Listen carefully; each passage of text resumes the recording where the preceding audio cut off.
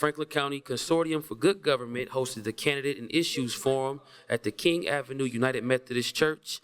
Tonight we had a meet and greet and also a forum with City Council candidates Elizabeth Brown, Keith Hatton, Zach Klein, Bashmir Shara, Ibrahim Sow, Demetrius Stanley, Jiza Page, John Rush, and Michael Stinziano. Also, there were Columbus City School Board candidates Gary Baker, Eric Brown, W. Shauna Gibbs, Mary Jo Hudson, Jim Hunter, Bernadine Kent, Tina Pierce, and Ben Tyson. Make sure you do your part on November 3rd to vote. Make sure you have an educated, conscious decision about who is going to lead your city moving forward. I'm here with Councilwoman Jiza Page. How you doing, Jiza? I'm doing well. Thank you so much, Shay, for having me this evening. Okay. Well, for tonight's forum, you sounded very strong and solid in your all the work that you've done. Tell people where they know you from originally before you became City Councilwoman. Thank you, Shay. I spent 4 years in the City Attorney's Office working a lot in the neighborhoods. I was assigned to Zone 2, which is the area south of Freebus and then east of James Road. I also worked a lot in the Linden area, holding landlords responsible, demolishing dilapidated houses, getting drug dealers out of the neighborhood and other lewd activity. I've worked on a hotel. Motel 1 was one of my bigger cases. We were successful in Lockwood with the Lockwood apartments, getting those demolished, and just really working in the community to address the quality of life issues that our residents have faced. Okay. Now that you're City Councilwoman, Jiza Page, tell me some of the work that you're doing currently. Thank you. Besides running for office.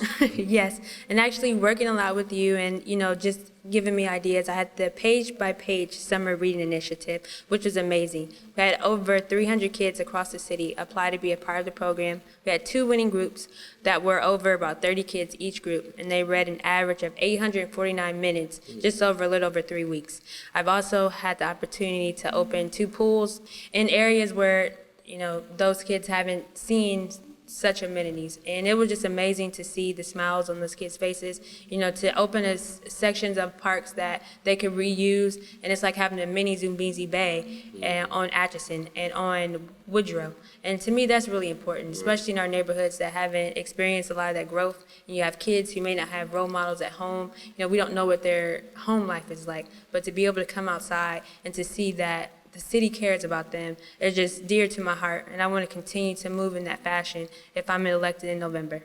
Now, if elected to keep going further in your position, tell us some of the things that you want to have coming up to forward your agenda and your legacy in Columbus politics. Thank you. Education is going to be big for me. I'm the current chair of education, and I want to continue to partner with the school board, continue to partner with Dr. Good, because we have got to work together to address what is an emergency situation of our educational system. We are currently funding pre-K education across the city. I want to make sure we have more slots and that those slots are filled, so our 4-year-olds are receiving a quality education and they're kindergarten ready. And we will begin to see the results of an educated population over the years. I also want to begin to focus a lot more on the neighborhoods. We know that some of the neighborhoods haven't experienced the same growth as our downtown areas. And I want to sit down, talk to the residents, learn what's so unique and special about their neighborhoods, and then grow on that. Okay. Well, now tell us how we can get in contact with you to know more about you and your team. We all have websites. My website is www.jizapage.com, but each member, myself, Councilman Zach Klein, Shannon Hardin, State Representative Michael Stinziano, and Elizabeth Brown all have individual websites, and we are running together as a team so you can learn about each of us individually and ask that you support us on November 3rd. Once again, November 3rd is the upcoming local election. Make sure you do your part and make sure you vote. Learn about your candidates. Make sure you know all that you can to make a very informed decision. I appreciate you, Councilwoman Page. Thank you, Shay. This is TV Show The Booth, Candidates Corner. More of what you want.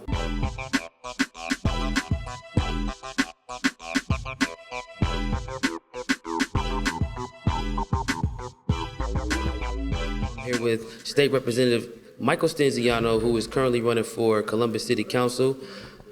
Mr. Stinziano, this is nothing new for us. That's right. I'm just glad that we're here again, once again. Always good to see you. Appreciate your work appreciate and man. sharing advocacy and letting people know how important it is to know who the candidates are and participate in getting out and voting. Now, we know you as State Representative Michael Stinziano. Tell us how that's going to carry over into your new role and position that you're seeking at City Council. Well, I've been proud of my work at the State House of getting things done, and that's the commitment that I will continue.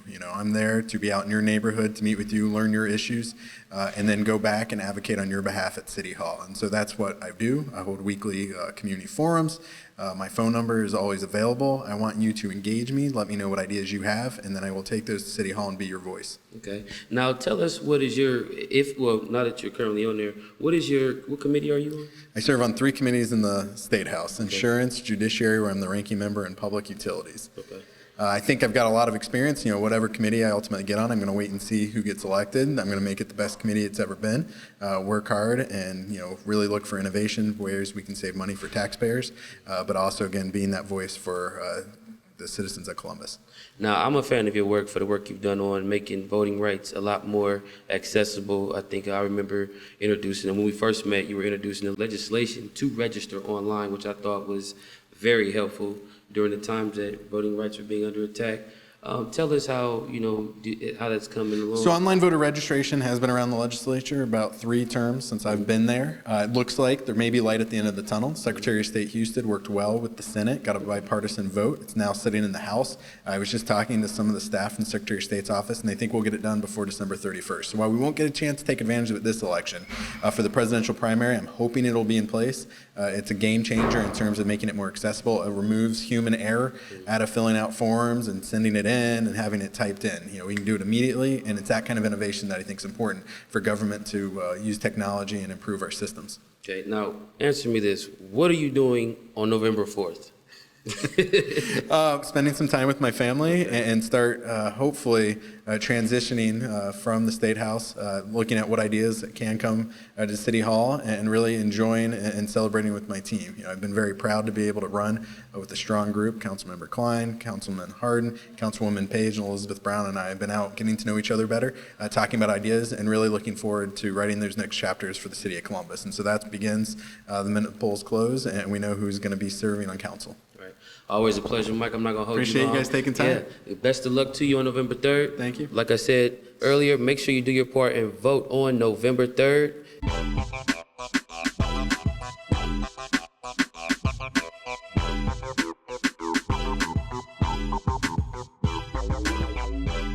We are here with school board member Michael Cole. Now, I want to let you all know this is special for me, because this is not only just school board Michael Cole, this is one of my mentors, and I want to say I'm just so proud to finally be able to, bring you into my space. Now, tell us, with all the work that you've been working towards, I know you're passionate for education before, you made it to the school board. Tell us some of the things you have coming up and that you've been doing.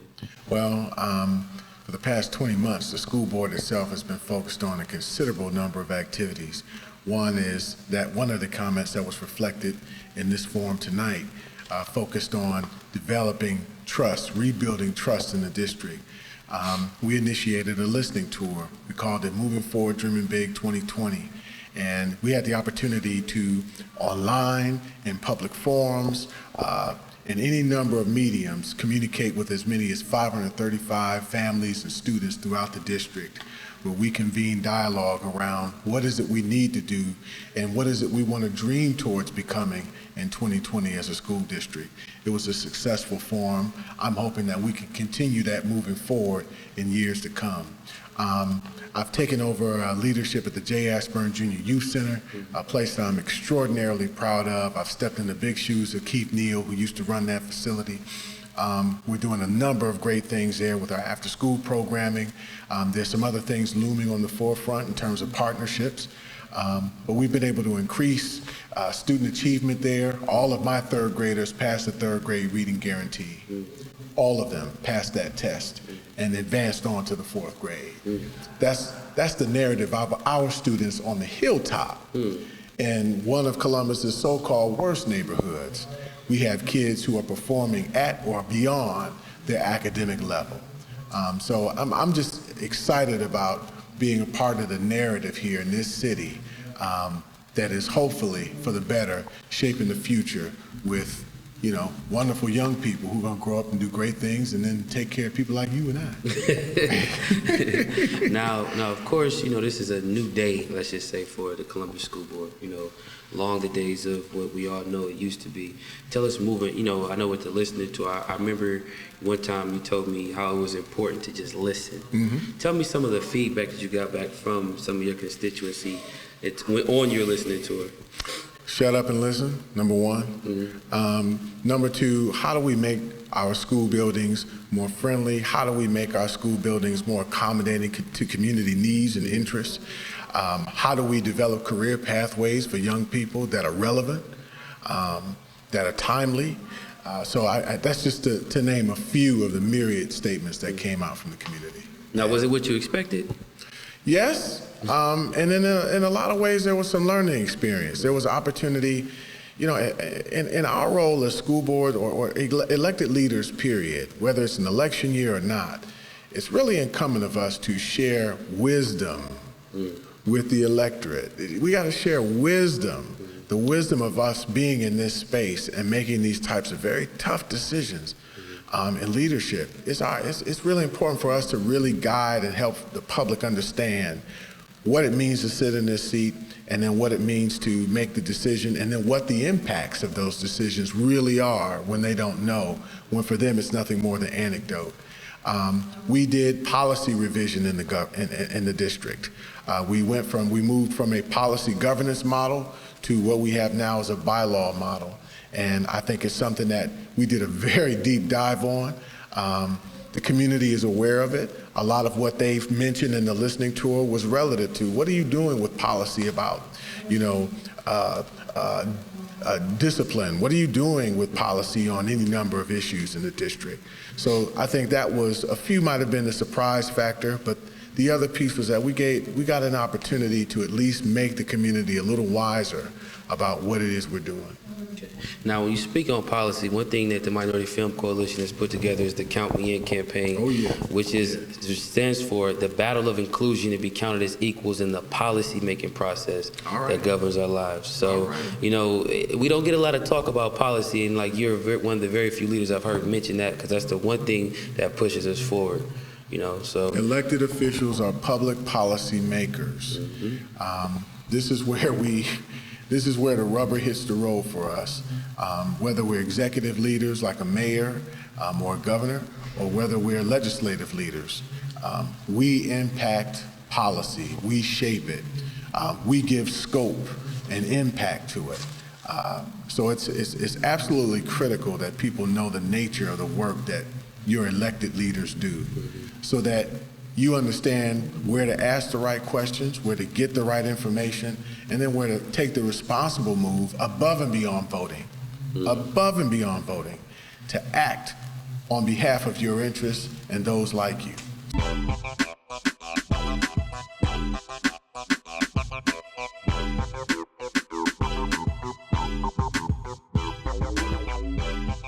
This is Shay Tolliver at the King Avenue Methodist Church, the City Council Forum for the upcoming November 3rd election. I'm here with Ibrahima Sow and Mr. Demetrius Stanley, two Republican candidates. Mr. Sow, tell us how we can know more about you, and tell us where we can.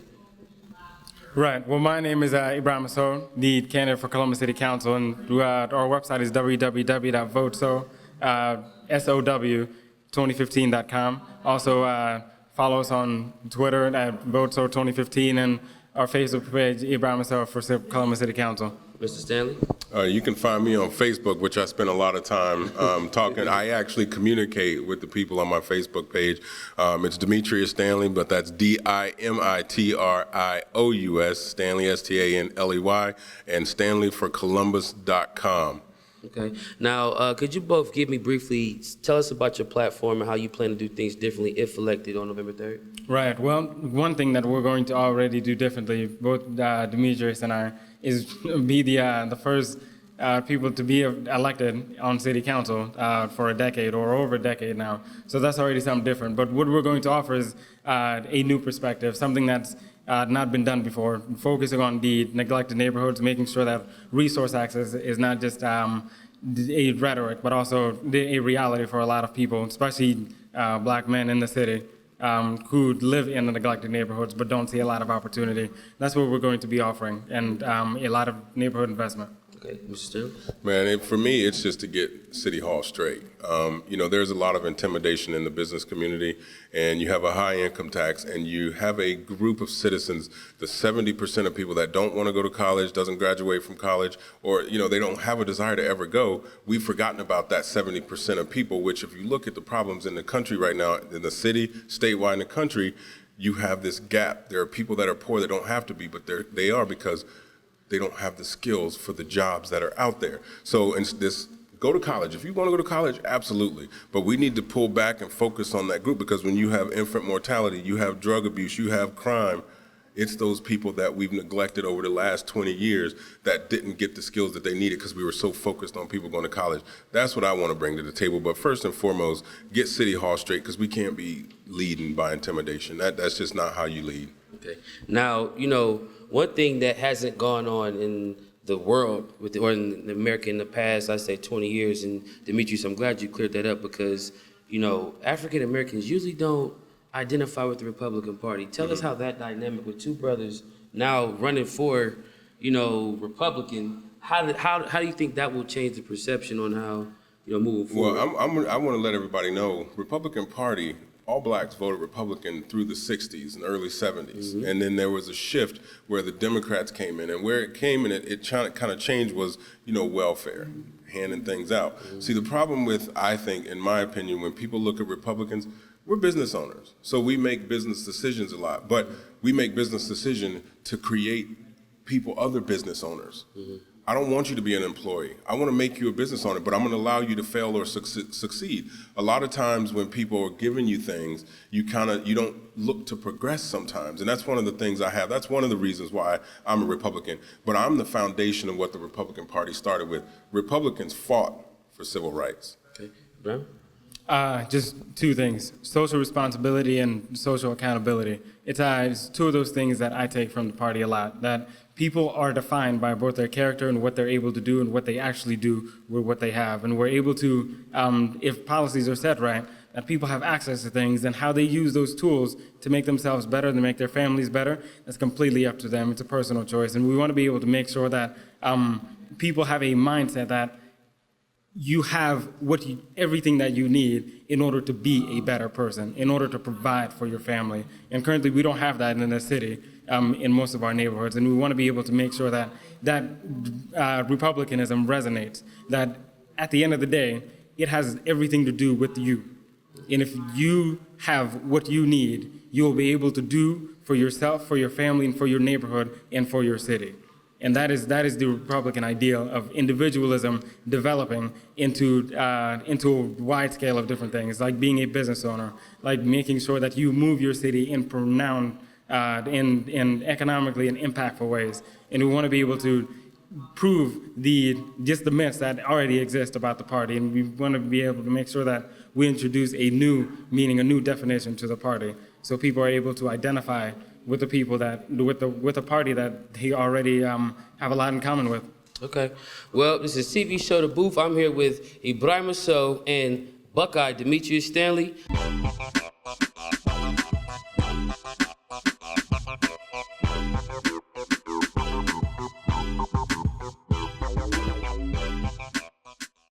You are watching TV Show The Booth. I'm Tim, and we're here with Shannon Harden. He's working on his political campaign for the City Council of Columbus, Ohio, and we just wanted to take a quick minute and talk with him. We're at your fundraiser. You have a lot of support here. So what are we aiming for City Council this year in 2015? Well, thank you first for having me on the show. I'm really excited to be running to hold my seat on Columbus City Council because I was born and raised here. I chair the Public Service and Transportation Committee and the Small and Minority Business Committee. But really, when I go to sleep at night, when I wake up, the thing that I think about most is how we can move our community forward, and specifically around young men of color. And so one of the things that I'm going to be engaging the community on, and we've already started, is the My Brother's Keeper initiative. President Obama put out a challenge to local communities to step up and come up with ideas of how we can, as communities, support our young men of color. We answered that call here in Columbus, first by holding a community forum in the King Lincoln at the King Arts Complex. Secondly, we pulled together a task force, like a meeting task force, to look at two specific areas: how we can support our young men of color in the workforce, and how we can support our young men of color in keeping our community safe. So the task force is meeting currently. They're looking at those two areas.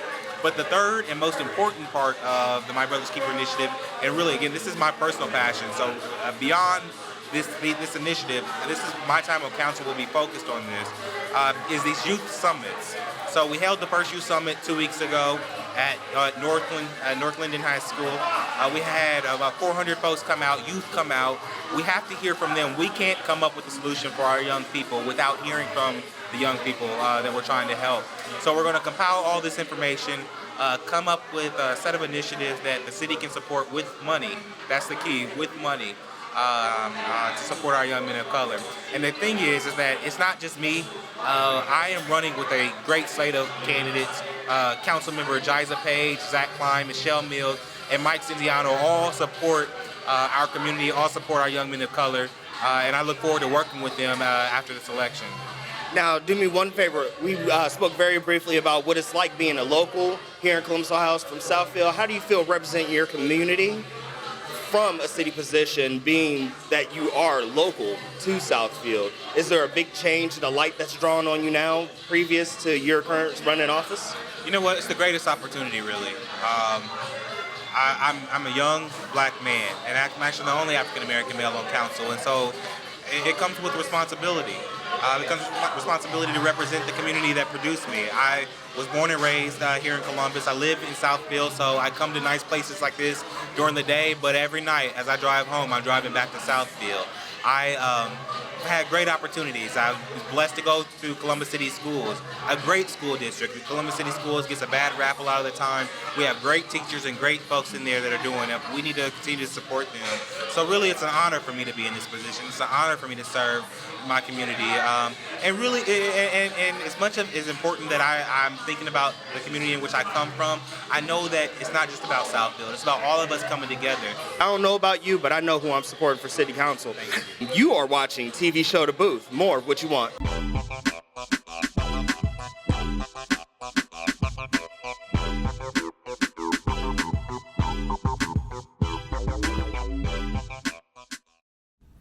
First focus, certainly if I am fortunate enough to become mayor, is to assemble a top-notch, highly qualified team that will help me lead and run the city. It'll be important to me to have a team that reflects the diversity of this great city. It will be important to me to really focus on family stability. And so all the things we've talked about, preschool expansion, after-school programming, summer programming, being partner-in-chief to the school district. But I think there are a couple of other items that'll be top priorities for me, and that is making sure that we build the largest middle class of any city in the country. I want Columbus to become America's opportunity city, where we have the largest middle class and that you're more likely to go from poverty to the middle class in Columbus than any other city in America.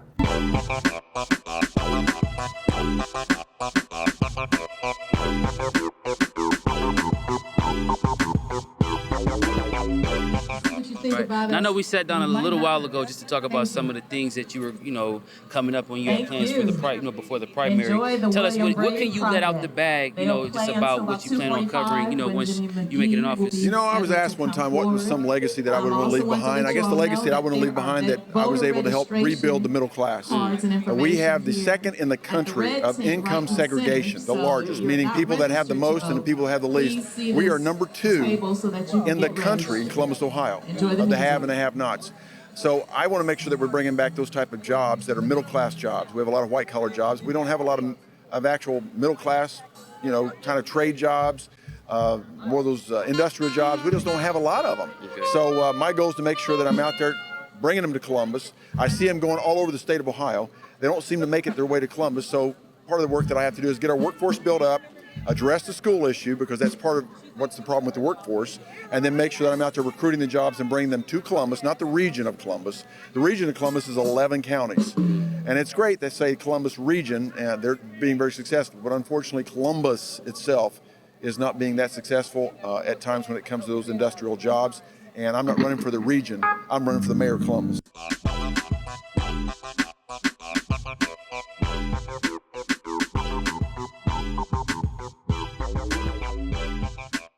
This is TV Show The Booth at the Living Smart Workshop up at New Birth Christian Ministries. I'm here with our honorable state representative of the 26th House District, Herschel Craig.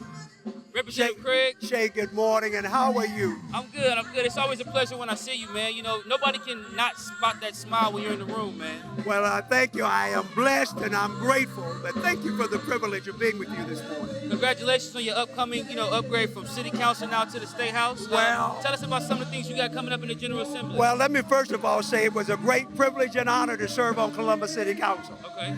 And then to be elected to the state legislature and have the privilege of serving this great district. It is a very diverse district in terms of its racial diversity, its ethnic diversity, and social economic diversity. So it gives me an honor and a privilege, a great privilege to be here today. Okay. Now, tell us about some of the things you got up your sleeve maybe coming out for some of the new legislation that some of the city and more of the constituents want to see happen. Well, we just finished our state budget, and that's a $71 billion budget. Wow. And so it's always the challenge of making sure that no matter where people are, that we're meeting their needs. So there were issues around jobs and opportunity. Education was pivotal and critical. Certainly, jobs, education, access to health care is paramount for all of our citizens. And so all of those things are things that we needed to look at, that we talked about, that we voted on, we looked at. We'll continue to look at those issues. This is an area in some parts of this district that are struggling with very serious challenges around infant mortality and other issues. While our city is doing wonderful, and I'm deeply proud to be serving in our city, we've got to make sure, though, that everybody has opportunity for success, that all of our children have opportunity to be successful and be productive. And so we've got to continue to work on those issues. I look forward to having you represent me in the State House, sir. Well, Shay, thank you so much, and you're doing a great job. Thank you for the privilege of being with both of you all today, and thank you for the privilege of being with you. Thank you, sir. This is TV Show The Booth, more of what you want.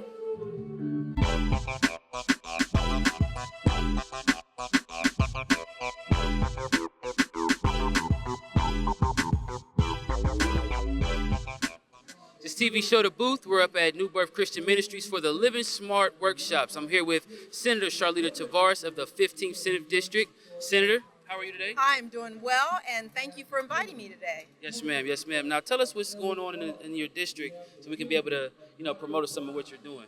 Well, what we're doing in the district is really promoting health and wellness. We have some of the highest rates of infant mortality in central Ohio, in the near east side, the near north side, near south side of Columbus. And so we want to make sure that we're doing everything that we can to save our babies so that they live past 1 year of age.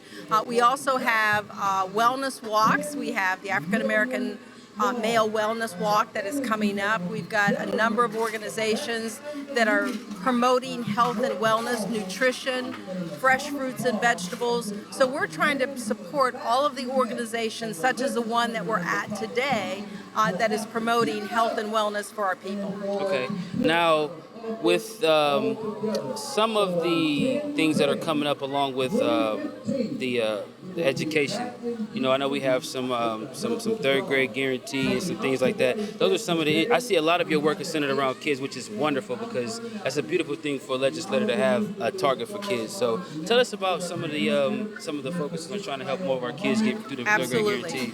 Well, for me, children have to be ready to learn, and so it does start with nutrition. But we also need to make sure that they have the basic skills when they come into school. We're investing more in early childhood education, ensuring that 4-year-olds can go to kindergarten or to go to preschool so that they're prepared when they go to kindergarten. That's one of the ways that we ensure that they pass the 3rd grade proficiency test, so to speak, that 3rd grade guarantee. Reading programs are critically important. We need our parents to read to their children even in utero, even before the child is born. We want parents to start reading so that they get used to hearing their voices, to have a book in front of them, the parent, so that their child is encouraged to read, because children imitate us. Right. If they see us reading, if they see us reading the newspaper, if they see us reading a book, then they're going to try and mimic us. Right. And then we start pointing out the words. It's really important.